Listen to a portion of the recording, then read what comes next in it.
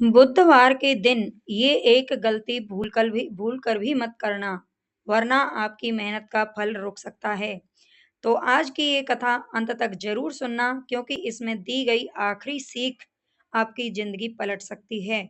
बुधवार की प्रेरक कथा, बुद्धि, धैर्य और सत्य की जीत।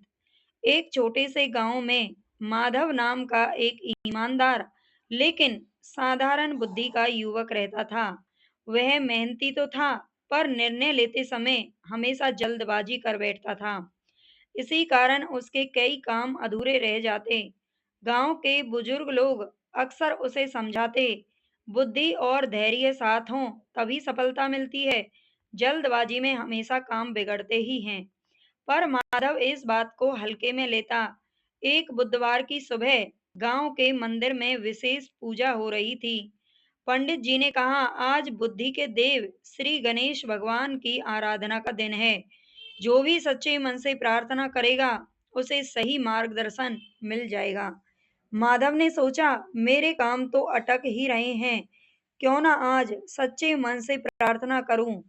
इसीलिए वह मंदिर पहुंचा, दीप जलाया और मन में प्रण किया कि आज से वह हर काम सोच समझकर करेगा।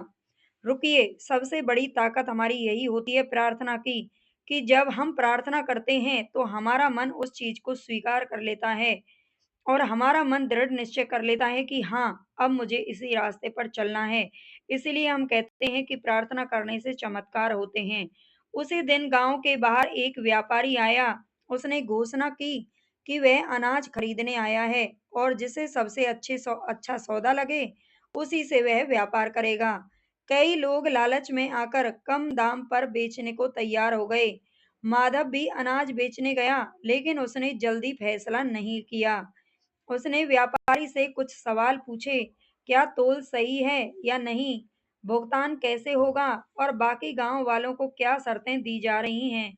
व्यापारी ने तो पहले टालने की कोशिश की, पर माधव शांत और दृढ़ रहा। थोड़ी देर बाद सच्चाई सामने आई। व्यापारी तौल में हेरा फेरी कर रहा था। गांव वालों में खलबली मच गई। माधव की समझदारी से बड़ा नुकसान टल गया।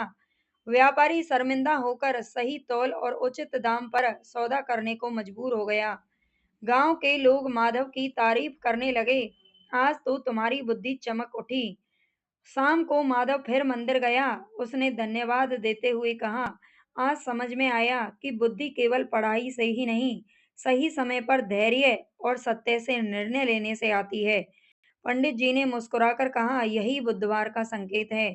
वाणी मधुर रखो, मन शांत रखो और सत्य के साथ खड़े रहो।